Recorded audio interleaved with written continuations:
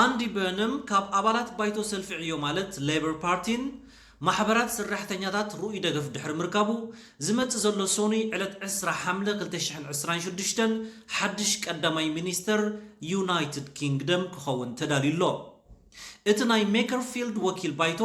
ብ379 አባላት ባይቶ ሰልፊ ዕዮን ምስቲ ሰልፊ ብዝተኣሳሰሩ ኩሎም 11 ማሕበር ሰራሕተኛታትን ስለዝተደገፈዩ ንመሪሕነት ክኸውን ዝበቕዐ በርነም ምስ ንጉስ ቻርልስ ድሕር ምርኻቡ ሶኒ ብወግዒ ካብ ሰር ኬር ስታርመር ስልጣን ክርከብ ተጽቢት ይግበር አንዲ በርነም ኣብ ዝሃቦ መግለጺ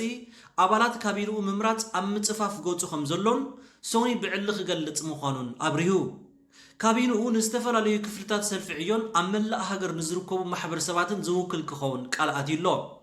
ብተወሳኺ አንዲ በርነም ንሰራሕተኛታት ተስፋ ክመልሰሎምን ፖለቲካዊ ስልጣን ካብ ዌስት ሚኒስተር ናብ ከባቢያዊ ዞባታት ከውርዶ ደጊሙ ቃል ኣትዩሎ